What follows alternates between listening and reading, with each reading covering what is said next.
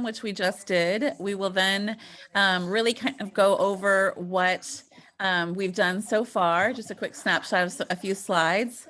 We will then jump into the mentorship pilot program design session. So our last session, you provided some really interesting concepts and ideas around these different areas of mentorship. And so we're going to just continue to refine and expand that work. And then this meeting is a little bit different because we wanted to make sure that we created a space for council members to share some of their interests. And so we'll talk about what that is, and then look at next steps and really, provide a space for folks to add any closing remarks as they wish. If there's anything else you'd like to see added to the agenda, don't hesitate to let us know. You can put that in the chat, and I will move on to the next slide. So I mentioned earlier just this, amazing contribution that the council provided around, the necessary or in-demand skills that your companies are looking for. And so we created a visual because we've kept that information, and we will look at a way to advance a project or some programming that really does pay attention to this feedback. We have some interesting conversations happening with some of our lead faculty, and so I'll bring that to our next meeting as it pertains to really integrating core skills as the ones you've identified here into a wide variety of educational experiences, not just career education, but general education and other training and development that happens with students at the college. And so I'm excited for us to then, move from mentorship into this other space of really building programming that connects thoughtfully to the skills that y'all are looking for. You might remember in our first session, we did a lot of work around looking at what does, a mentorship framework look like, and what are the different types of categories we could focus on. Mentioned earlier, career exploration, technical skill development, that seamless transition to enter into the workforce. And last but certainly not least is what could mentorship and potentially internships look like for faculty at the college, so that they're working with your companies and staying abreast of the latest and greatest skills that are needed, and really understanding how changes in the workplace, can and should be integrated in to the curriculum that they're teaching. And so we're really excited with that because it creates a space for faculty to get excited about their craft in a different way and to work more closely with all of you. So that is the quick overview of the framework that we first discussed. We came up with tons of different information, and so I won't read this, but this was the contributions from the team at our last session. And so for those of you who are new today, we have this available for you to take a look at some of the ideation and the thought partnership that took place in our last meeting. And today we're really going to dig deeper, as I mentioned, into the different areas of mentorship and asking our teams here today just a few more questions so that we can add some additional development aspects to a mentorship program. And so I'm going to stop sharing there for just a moment and see if anyone has any questions. That was a lot of information after I made you wait in the waiting room and then got us going. So I just want to create a space for any questions that anyone might have. And welcome to those of you who just joined us. Thank you so much. And we apologize if you are having any challenges with the Zoom. Any questions or comments?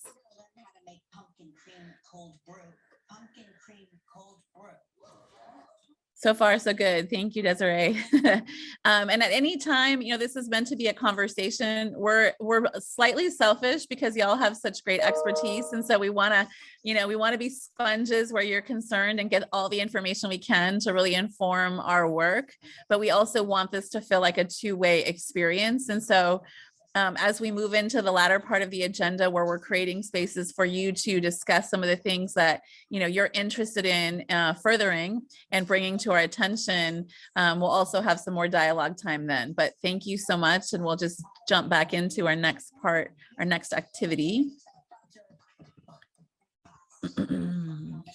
So the different pilot elements of the student mentorship program, as I mentioned, will focus and really meant to be sequentially or independent. And so we knew that some students would need all three areas of mentorship and be interested in them, and others may only be looking for, entering the workforce. They've already done their exploration, they've already, gained the skills that they need in that particular pathway, but now they're looking for jobs and they want to get a quality job and work for a great company.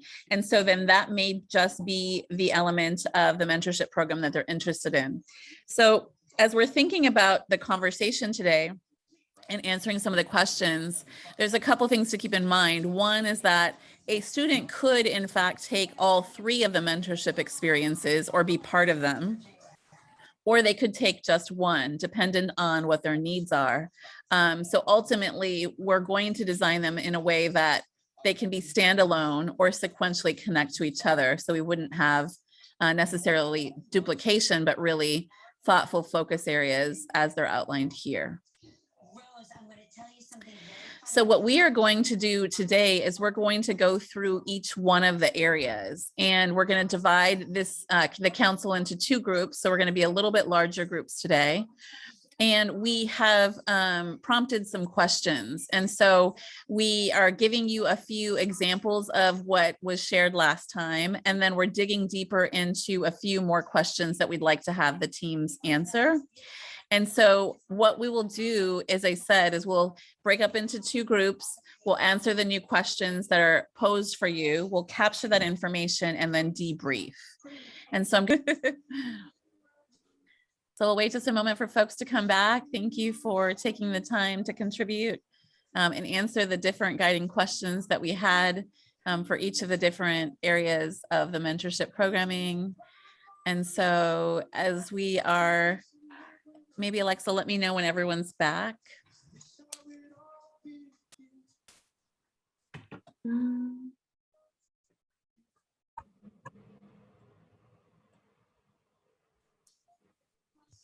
Thought we had 3 pages. I think all the rooms have closed.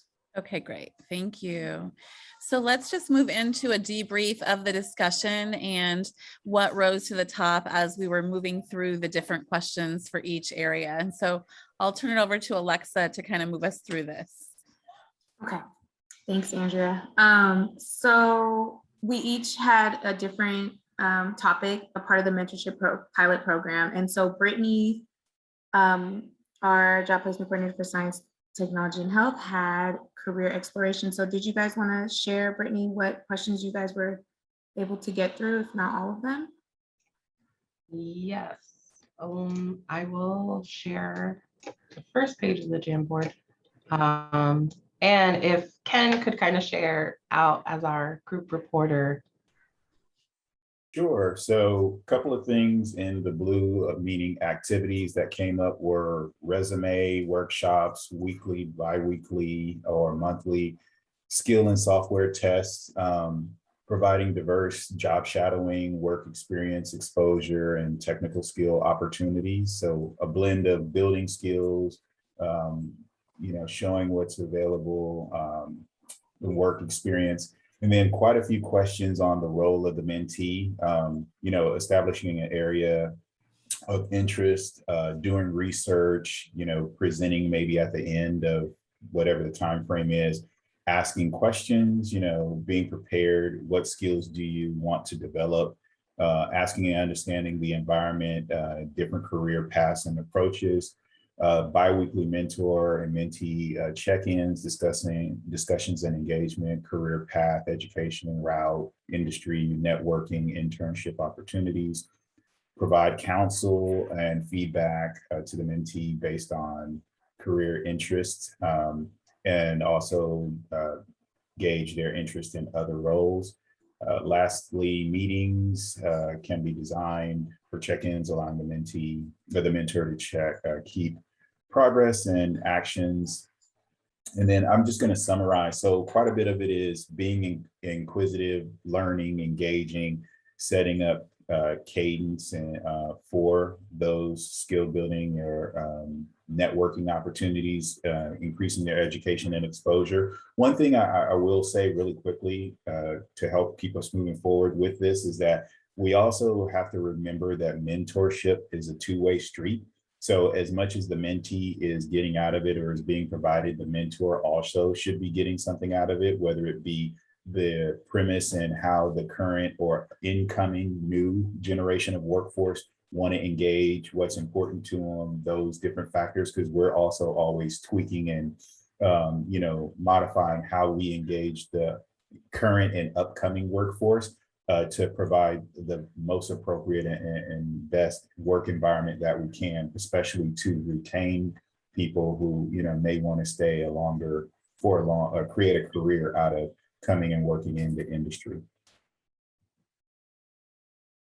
Do we want to go to the next slide? Or, okay. And can I just make a quick comment about what you just said? That was really important to highlight. So thank you for that, because we do want to, know and create and understand the mentee experience, but there is a level of training that we would want to engage the mentor in, not lengthy training, but what is some of the additional training that we might want to do for mentors, and how do we create kind of tools that help with reflection and potentially prompts as we're moving through the mentorship experience, so that the mentor has a space to kind of reflect on some of the things you just mentioned, so that they're really surfacing some of the things that they're learning and how they might be able to apply that in their day-to-day job as a result of that experience. The other is that, we would want to give some sort of recognition or some sort of acknowledgement of the mentor's contributions in support of developing the student. But really thought it was interesting around the exploration side, because normally you're like, oh, dabble in this and kind of shadow a little bit. But I really liked how you also integrated some of the skill development, because truly you want students to know these are the types of skills you will be doing. This is what the application of the work looks like and feels like, because you'll want to kind of see that and feel it as the student if you're going to try to make decisions about your major, about your dream job and things like that. So those were really great points to bring up. Thank you, Ken. Yep. And Alexa, are we moving into the next one? Yeah, okay. So Brittany's group is still going to talk about the role of the mentor and then how we can support in this particular topic area too. So I'll pass it back over to Brittany and Ken. Okay, I'll try and be a little briefer because I know we got a lot to get through. So with the role of the mentor, kind of the reflection or the flip of what is being asked of the mentee, which is, creating meetings, check-ins, giving them the career exposure, sharing experiences, exposures, guidance, being an advocate for the mentor and growing the mentee's growth in doing the unfamiliar, because again, this is going to be new to them and want to give them as many opportunities as possible.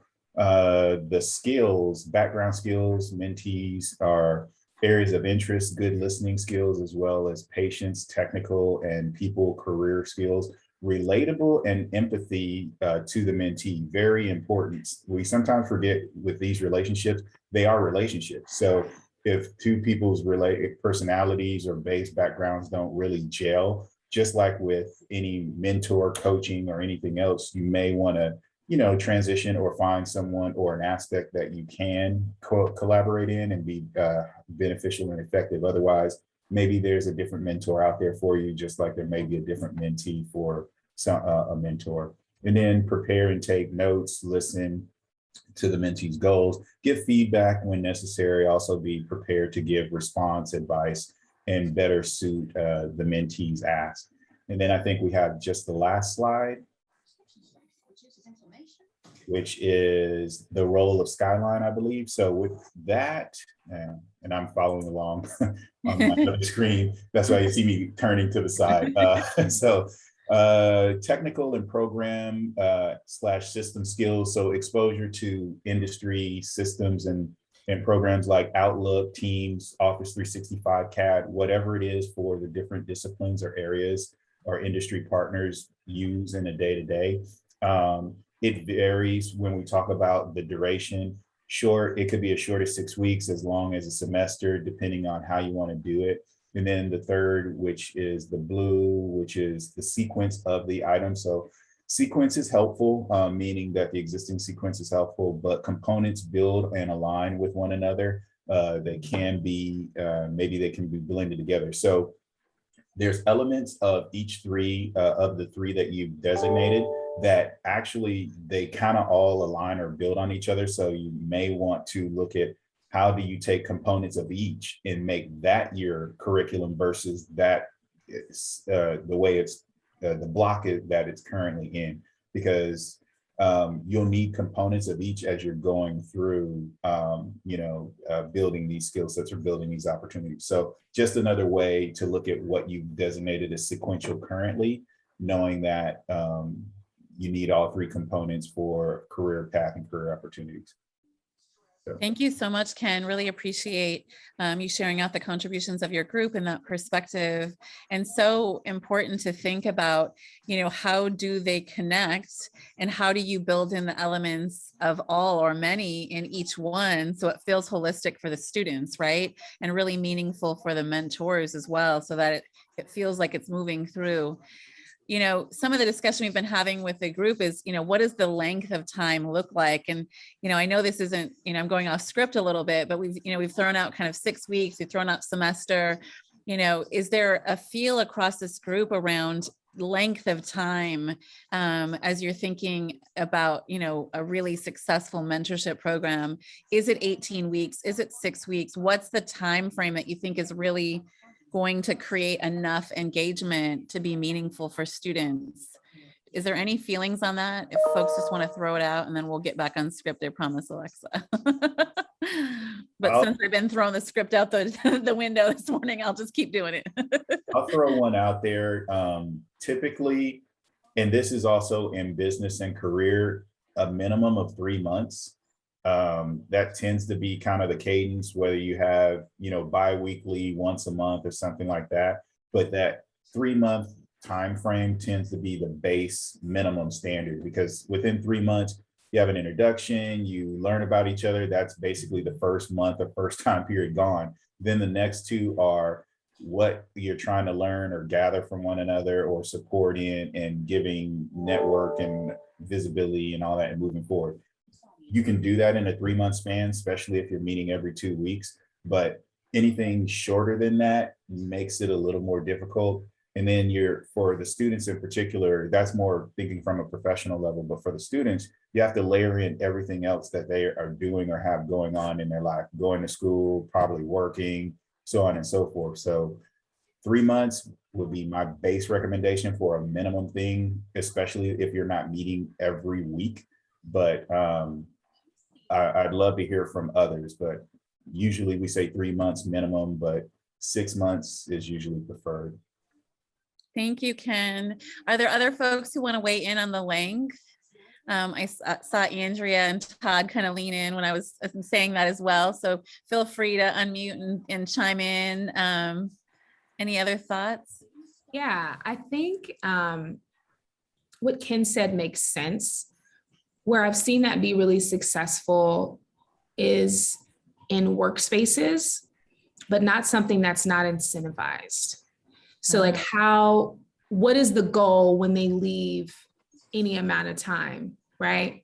Or is it we host these events, we have a round robin of office hours, and we hit on these different topics where people can drop in or out.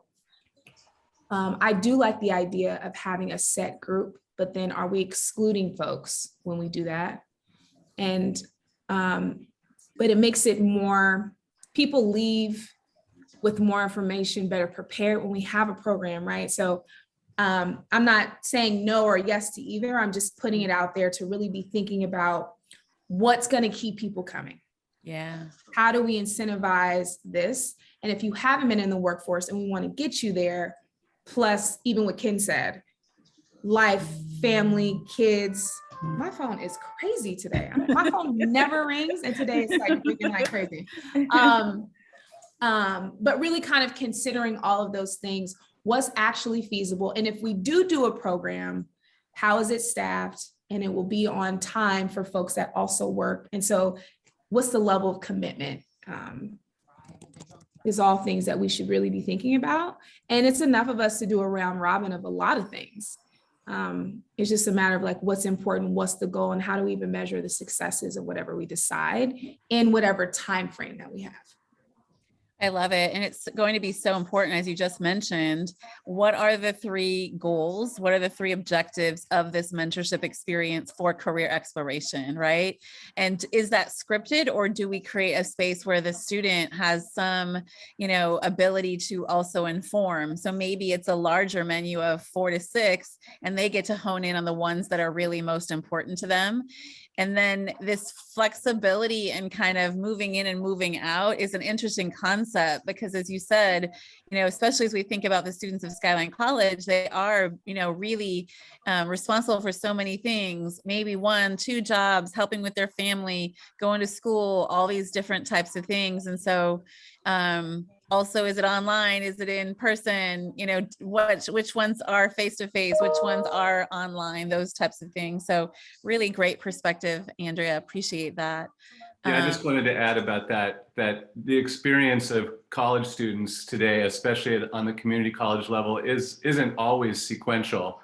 And I think Ken's right that when we think of like what's the core value of mentorship, it is a sustained, prolonged relationship so that you can go deep.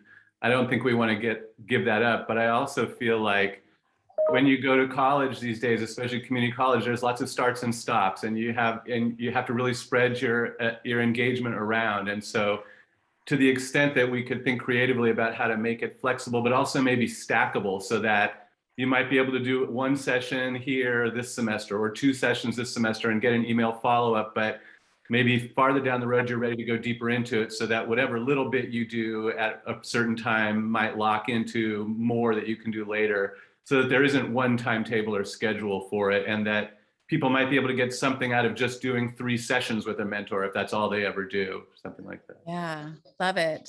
Thank you, Todd. And it was so funny because I was thinking exactly what Ken put in the chat. It was like, okay, how do you do this kind of one-on-one and then group mentoring experience, so that if someone who may not have as much time to commit, maybe they're jumping in with a group and doing something like Andrea described, where you're kind of rotating through a variety of different types of topics and experiences. But then there's a more intimate option for someone who's like, okay, I really want to commit an entire semester to have some really quality one-on-one time with amazing professionals who can provide me some, great perspective, development, and insight. So that is so powerful. And every time y'all get together, I get goosebumps, because I'm like, yes, that's why we brought you all here, because you're going to just be the folks who are, equipping us and creating the space for us to design these dynamic programs that will really serve students and ultimately your companies much more effectively, as we're really beginning to kind of flesh this out. So thank you. Thank you. Any other comments on length or experience as this conversation evolved? Want to make sure I create space for other folks.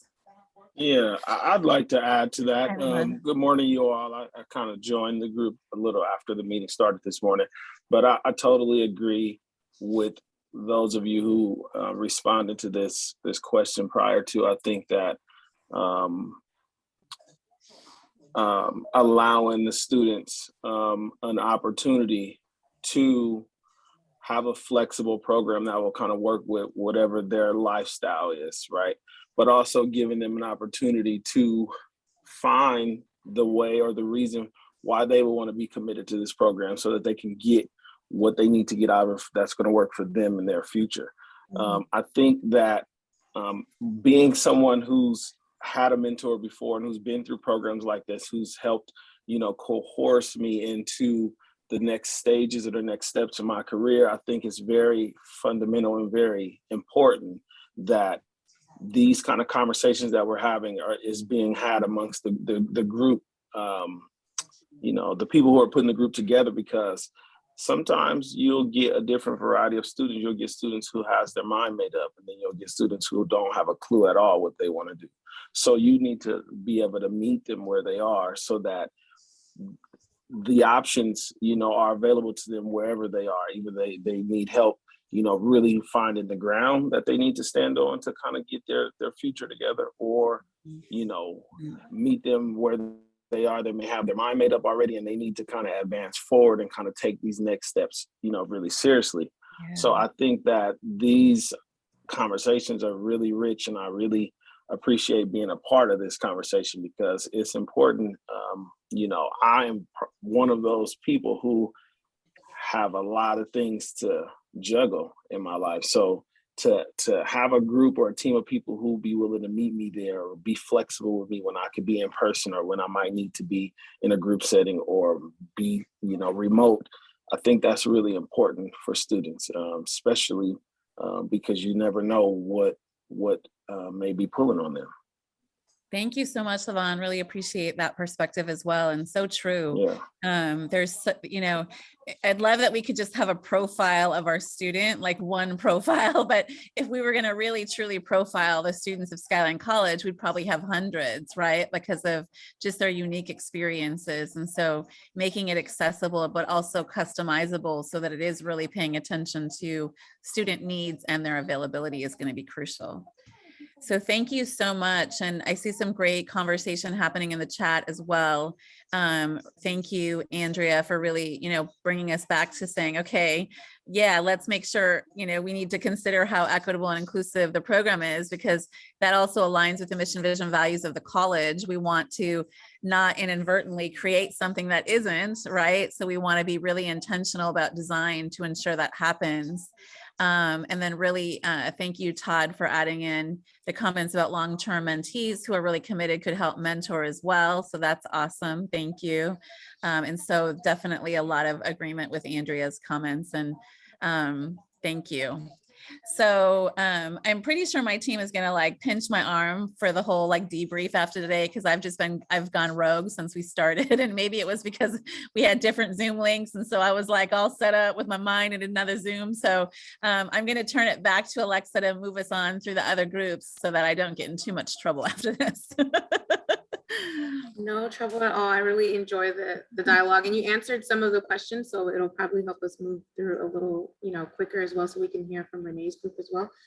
Derek and I had the group with technical skill development, and we actually had 3 volunteers who were super eager to share information. So, and luckily we have 3 slides. So I'll share my screen, and I don't know who would like to go first, but the first topic was, it's in the same order. We're talking about the role of the mentee.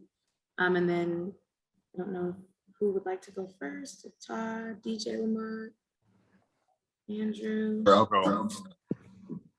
Thank you. Oh. Okay, I'll go. Good morning again, everyone. So the summary of our input is empowerment of the mentees. You know, how to get them to critically think without giving them answers. So to challenge their mind and to have them look at situations from a broader point of view, you know, empowerment, basically.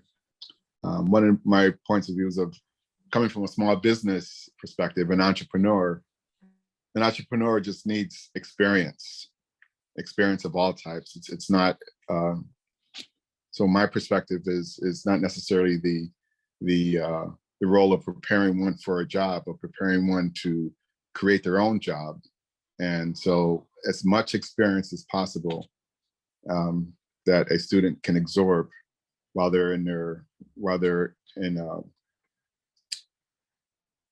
still in school, while they're still in a formal educational system, will just help propel their experiences as they go on in life from a small business entrepreneurship point of view. Let's see what else we have here. Yeah, mentors share their own narrative and perspective on their professional development and skill attainment. So just sharing that insight of, as they're being mentored, the mentor is sharing how they were able to develop and grow within their profession, and giving a real insight for the mentee, to follow in that very path. Teaching mentees how to market themselves, to distinguish themselves from their personal social media to professional social media, such as LinkedIn, and being able to distinguish the difference between the two. So that's very important for young minds, because they do not understand the difference between hanging out with their friends on the weekend versus I want to apply for a specific profession and or opportunity. And how to manage the up and downs of a career, which is something that we all have to navigate day to day. How to build up their portfolio and such. Again, resume writing, LinkedIn, using LinkedIn as a tool to propel themselves. And fun is something that I saw in here as well. Have fun with and be themselves while also being professional. So showing personality, not just being a rigid, lifeless professional, but to show personality, because again, we want to be in a dynamic environment with one another, and we learn from each other from humor and from being able to enjoy what we're doing at the same time. So that was fun to see that fun is something that we forget about when we're thinking about professionalism, that it's okay to laugh and show personality. Thank you so much, DJ Lamont. And I'm not gonna ad lib right now because we're running out of time. So Alexa, keep us moving. Yes, and then we talked about the role of the mentee. So I didn't know if Andrew or Todd wanted to share just a couple key points we talked about. I can share out this page. Thanks so much, Andrew. So what the mentors would be doing during this experience, what we came up with was demonstrating the skills in an applied real world context, like presumably on the job, in the job setting, and sharing examples of actual outcomes of the skills. Like this is what you get when you apply these skills. This is what I did with it. Building on some of what's been said before about the two-way street, we also talked about conducting interviews with students where it's not just top-down expertise coming from the mentor, but also a partnership where the mentee has to articulate things and work on their own. Giving students a chance to practice them in applied setting with scaffolded feedback so that the students are actually doing some of the skills in order to learn them. Providing feedback and conducting performance reviews with the mentees so that they can grow and develop their skills, again, with the feedback. So maybe a model of mentor modeling skills, mentee trying skills in an applied way, getting some scaffolded support during the practice, and then getting some experience getting feedback and performance review. So in terms of what skill sets and traits do the mentors need to have? A positive affect and a sense of humor. That goes back to what DJ Lamont was just talking about on the last page about it being fun, to promote engagement through it actually being enjoyable. Effective communication skills, having an open mind and leading with empathy. I think this is a theme that's coming up about real relationships and real dialogue in a mentor-mentee relationship. Part of that is also cultural competence and the ability to individualize how the mentor is engaging with different learners based on what they're learning about the learner. And of course, having authentic interest in the mentee and curiosity for their individual traits and their lives. So all again around that theme of it being a two-way street and being built on relationship building, and the mentor maybe even learning things from the mentee. And then topics that might be covered there: how to create an effective pitch, time management and project management skills, amen to that, and learning skills through different models, so that we go over all the different ways that the mentees could learn the skills before they actually start to learn them.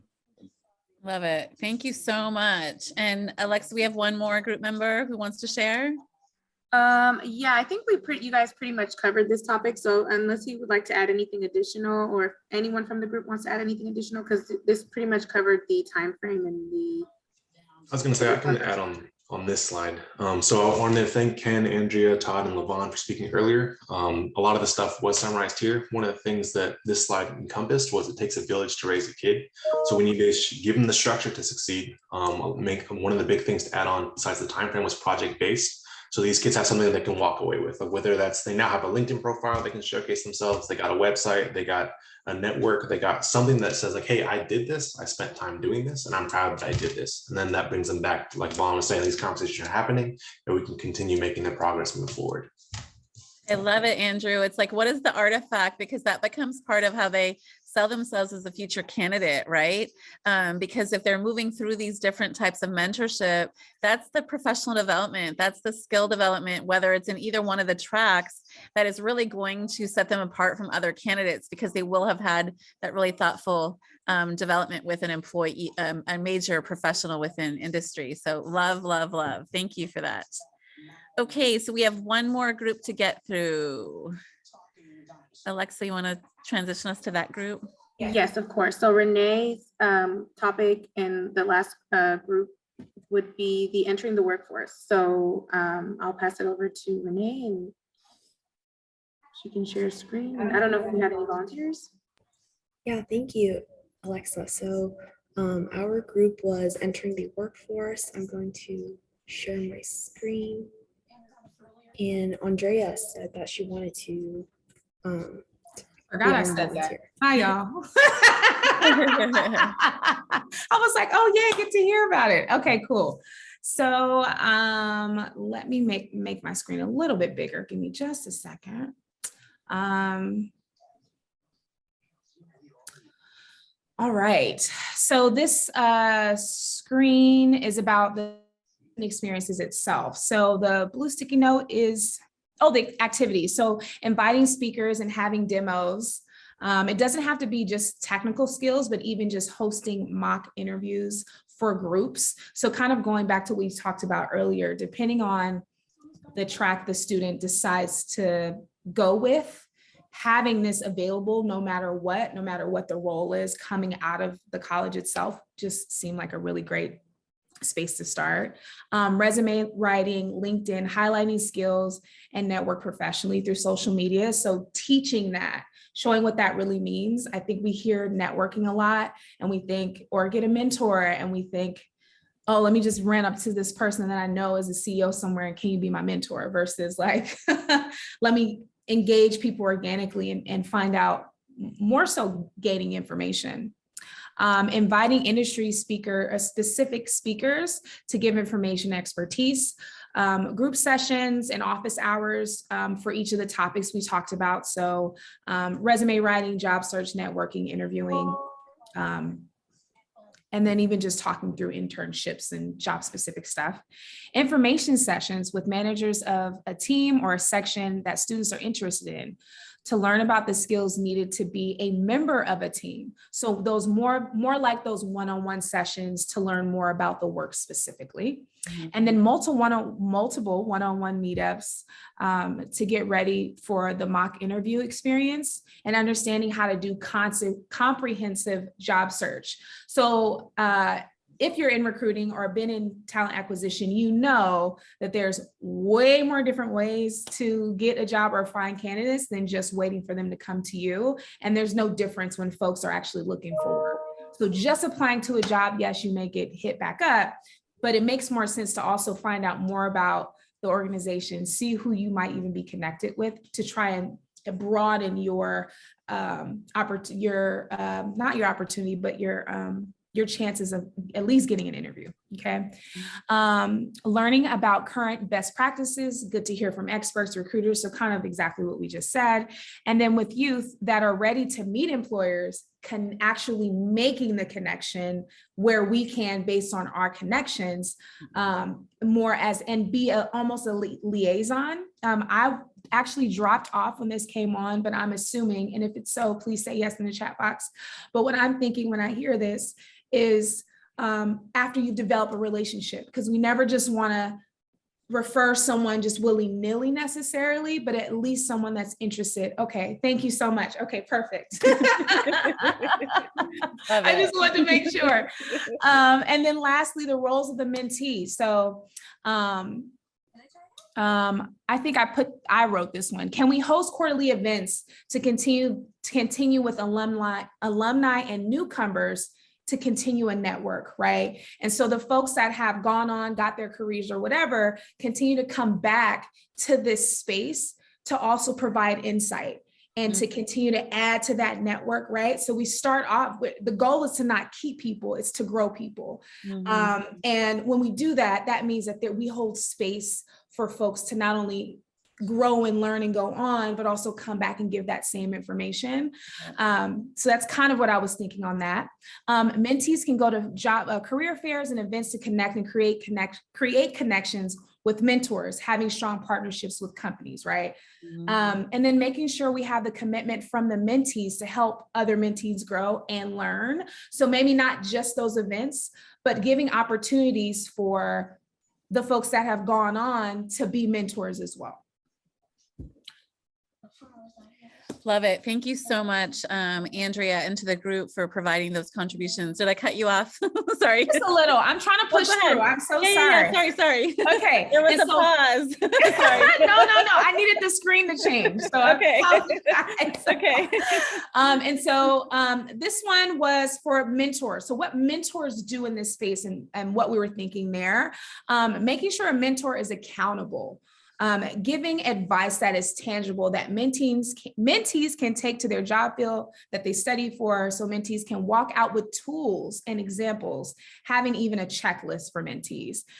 Mentors having the time commitment and consistency and just a couple of touch points. So maybe not a script, but a way to be able to, we'll get into this in the next slide, but a way to kind of track where people are, have a feedback loop with someone at the organization. So it's not one, we want to uphold a level of integrity.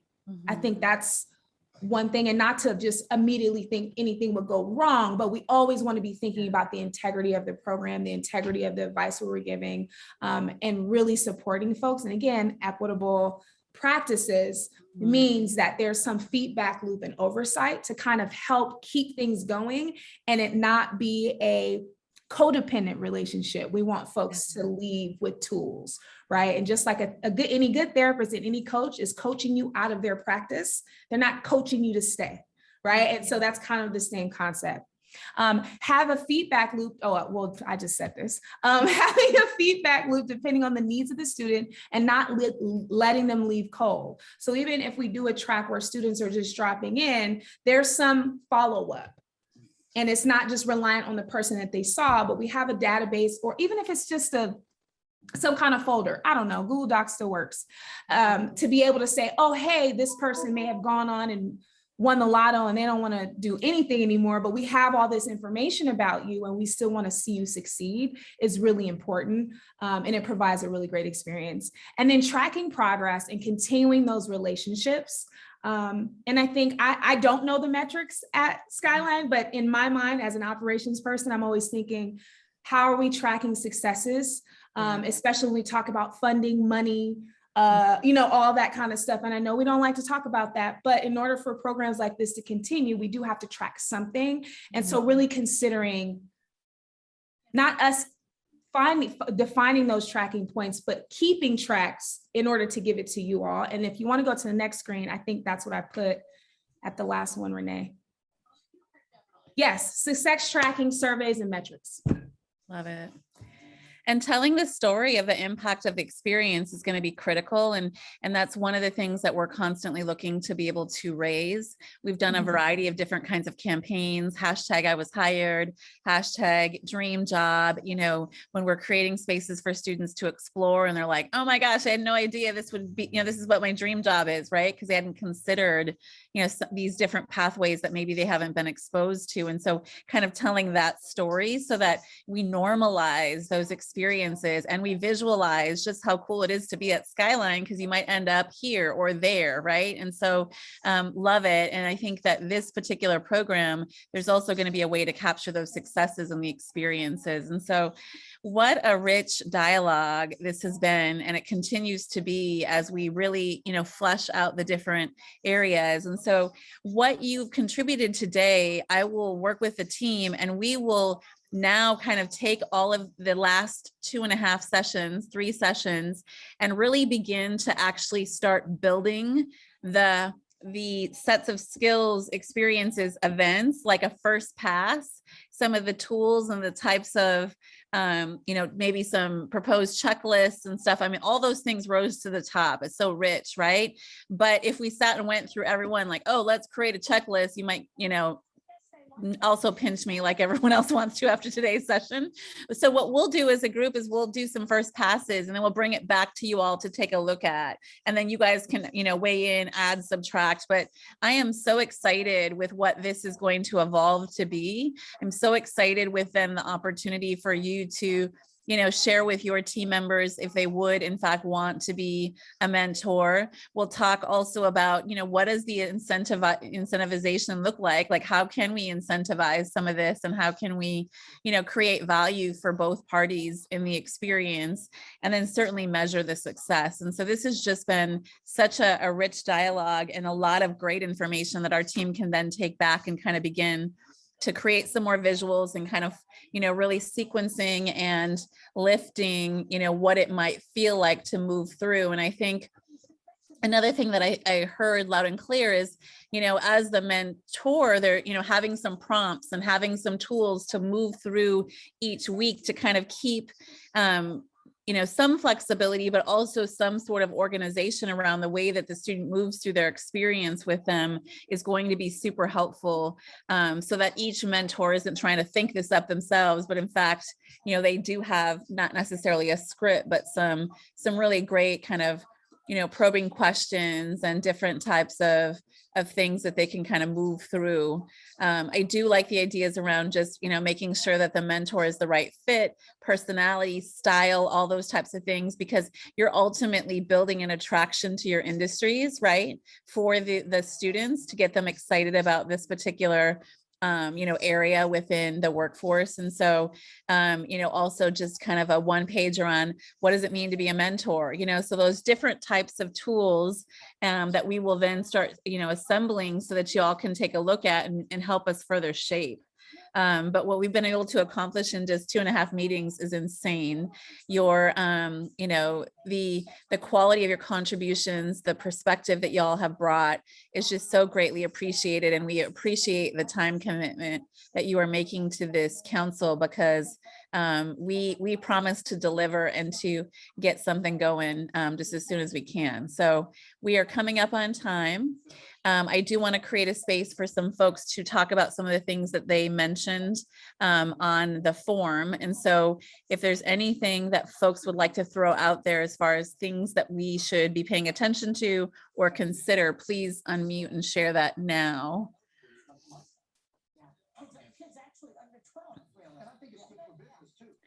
And if folks are like 10:30, I got another meeting and folks are leaving, we'll create a space for our next meeting to make sure that folks can have those interests brought to bear so that you can, have the quality time to exchange around those topics. But thank you, thank you, thank you. We are forever grateful. We'll send a recap of today's session, the invite for our next meeting, and really just appreciate your flexibility as I decided to go rogue this morning and change up all the things we were doing. So thank you, thank you, thank you. And we'll see you all soon. Really appreciate it. Take care. Everyone.